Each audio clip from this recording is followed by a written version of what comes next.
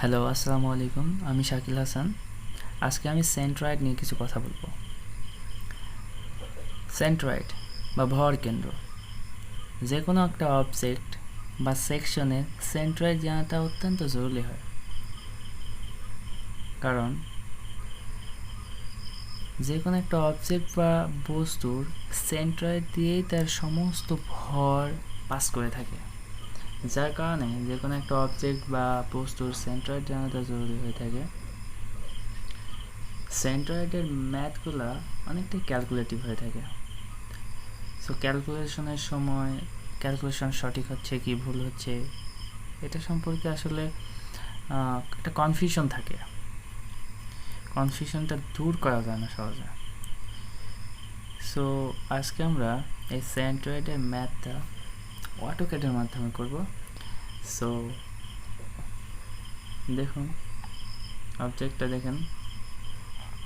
এই অবজেক্টটা যদি আপনি সেন্ট্রয়েড বের করতে যান হাতে কলমে, সেক্ষেত্রে এটাকে প্রথমে 4টা সেকশনে ভাগ করে নিতে হবে। একটা রেক্ট্যাঙ্গুলার, একটা ট্রায়াঙ্গুলার, একটা সেমি সার্কুলার, একটা সার্কুলার। এই 4টা সেকশনে ভাগ করে নিতে হবে।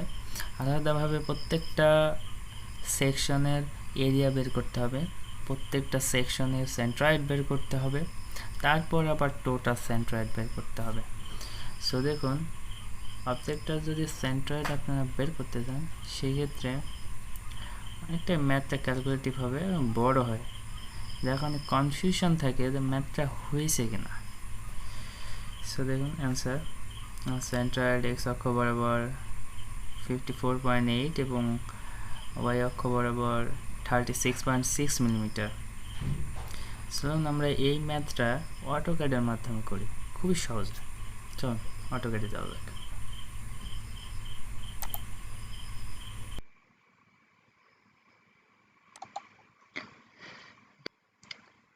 ডাইমেনশনের দিকে লক্ষ্য করুন।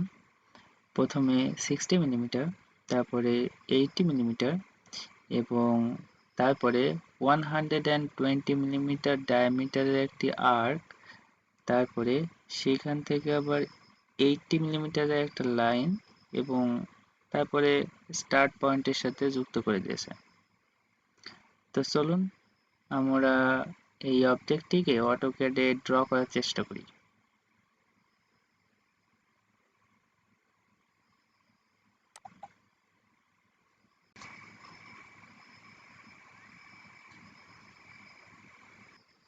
আমি আসলে ইউনিট, লিমিট, ডাইমেনশন সেট করে রেখেছি।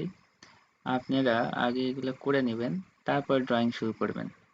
ইউনিট সেট করার জন্য ইউএন প্রেস করবেন, এবার ডেসিমাল এবং প্রেসিশন 2 ঘর পর্যন্ত রাখবেন। আর অবশ্যই মিলিমিটার সেট করে দিবেন, কারণ আমাদের ড্রয়িংটা মিলিমিটারে ছিল। তারপরে লিমিটের বিষয়টা হলো এই পয়েন্ট থেকে ঠিক এই পয়েন্টের ভেতরে আপনি কতটুকু জায়গা দেখতে চাচ্ছেন সেটাই হলো লিমিট। যেহেতু আমার অবজেক্টটা খুব একটা বড় না, তার কারণে আমি লিমিট 0 থেকে 200 পর্যন্ত সেট করে দিয়েছি। এবং ডাইমেনশনের ক্ষেত্রে আপনারা ডি প্রেস করে মডিফাই করে নিতে পারবেন ডাইমেনশন।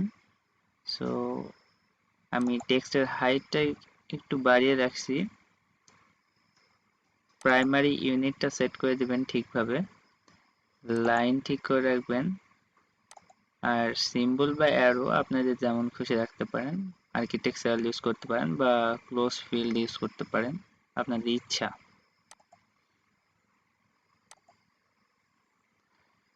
চলুন ড্র করা যায়। আমরা পলিলাইন দ্বারা ড্র করব। প্রথমে আমাদের স্টার্টিং পয়েন্ট ফিক্স করে দিতে হবে, তারপর সোজা উপরের দিকে 60 মিলিমিটার যেতে হবে, তারপর আরো 80 মিলিমিটার যেতে হবে। তারপর আমাদের ড্রয়িং এ একটা আর্ক বিদ্যমান রয়েছে, 120 মিলিমিটার ডায়ামিটারের একটি আর্ক। তার কারণে আমাদের এই লাইন মোডটাকে চেঞ্জ করে আর্ক মোড বানাতে হবে, যার কারণে মাউসের রাইট বাটনে ক্লিক করে আমাদের আর্ক সিলেক্ট করে নিতে হবে। আর্ক সিলেক্ট করে আর্কের ডায়ামিটার 120 ফিক্স করে দিতে হবে। তারপর আমাদের সোজা বা লাইন টানতে হবে ড্রয়িং এর মতো 80 মিলিমিটার, যার কারণে আমাদের আর্ক মোডটিকে আবার লাইন মোডে কনভার্ট করতে হবে। তার কারণে মাউসের রাইট বাটনে ক্লিক করে লাইন সিলেক্ট করে নিতে হবে এবং সোজা আবার নিচের দিকে 80 মিলিমিটার আসতে হবে। তারপর স্টার্ট পয়েন্টে জয়েন্ট করে দিতে হবে, তারপরে স্কিপ। তারপর ড্রয়িং এ আমাদের 40 মিলিমিটার রেডিয়াসের একটি সার্কেল রয়েছে, সো সার্কেলটি আঁকতে হবে। তার কারণে আমরা সার্কেল কমান্ড নেব, নিয়ে সার্কেলের সেন্টার পয়েন্ট থেকে 40 মিলিমিটারের একটি সার্কেল ড্র করব। বাস, আমাদের অবজেক্ট তৈরি। আমরা এখন চাইলে ডাইমেনশন দেখিয়ে দিতে পারি। ডাইমেনশন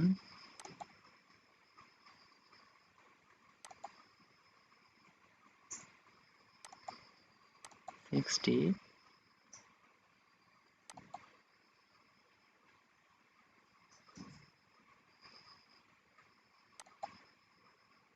80,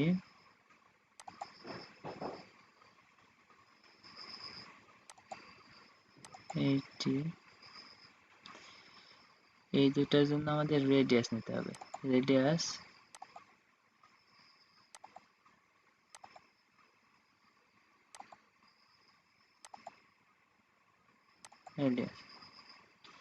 আর এইটা হলো হরিজন্টালি না হয়ে ইনক্লাইন থাকার কারণে এটার জন্য আলাদা ডাইমেনশন নিতে হবে, অ্যালাইন ডাইমেনশন।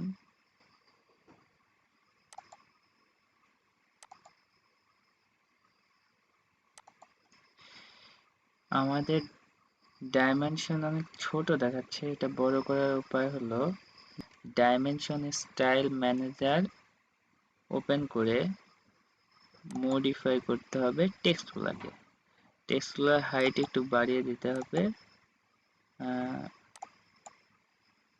5 করে দিলাম। অ্যারো সাইজও 5 করে দিলাম। ওকে, এখন মোটামুটি ভালো দেখা যাচ্ছে। ঠিক আছে, এখন আমরা সেন্ট্রয়েড নির্ণয় করব, যার কারণে আমাদের ইউসিএসটিকে এই পয়েন্টে আনতে হবে, যেমনটা আমাদের অবজেক্টে রয়েছে।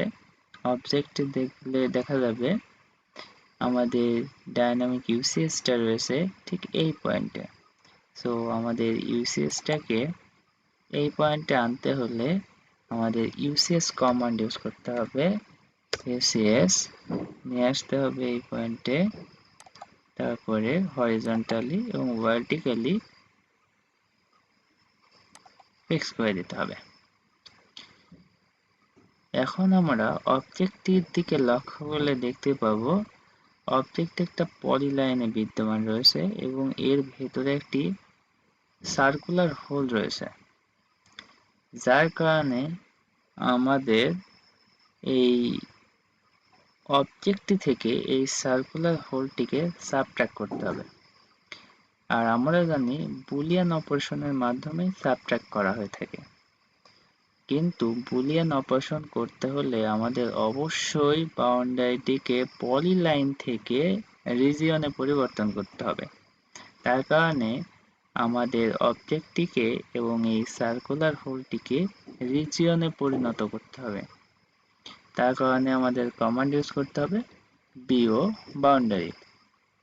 এখান থেকে আমাদের রিজিয়ন সিলেক্ট করে নিয়ে পিক পয়েন্ট নিতে হবে পয়েন্টের ভেতরে, ঠিক অবজেক্টের এই পয়েন্টের দিকে।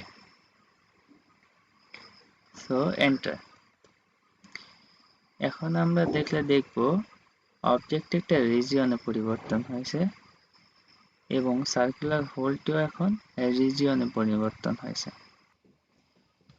এখন আমরা চাইলে অবজেক্টটির ভেতর থেকে সার্কুলার হোলটিকে সাবট্রাক্ট করতে পারি। তার জন্য আমাদের সাবট্রাক্ট কমান্ড ইউজ করতে হবে। Subtract, enter. এখন আমাদের প্রধান অবজেক্টটিকে সিলেক্ট করতে হবে, তারপরে এন্টার। তারপরে আমাদের সাবট্রাক্ট করব যে অবজেক্টটি তাকে সিলেক্ট করতে হবে, এন্টার প্রেস করতে হবে। এখন আমরা দেখব পুরা অবজেক্টটি একটা রিজিয়নে পরিবর্তন হয়েছে।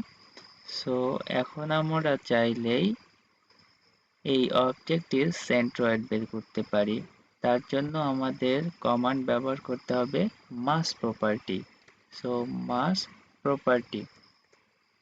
এখন আমাদের অবজেক্ট সিলেক্ট করে দিতে হবে এবং এন্টার প্রেস করতে হবে। তাহলেই আমরা এই অবজেক্টটির সেন্ট্রয়েড দেখতে পাবো। সো সেন্ট্রয়েড হলো x অক্ষ বরাবর 54.79 এবং y অক্ষ বরাবর 36.61, ঠিক যা আমাদের বইয়ের উত্তরে দেওয়া ছিল। x অক্ষ বরাবর 54.8 মিলিমিটার এবং y অক্ষ বরাবর 36.6 মিলিমিটার। এভাবে আমরা খুব সহজে যে কোনো অবজেক্টের সেন্ট্রয়েড বের করতে পারি অটোক্যাড দ্বারা। ধন্যবাদ। আসসালামু আলাইকুম।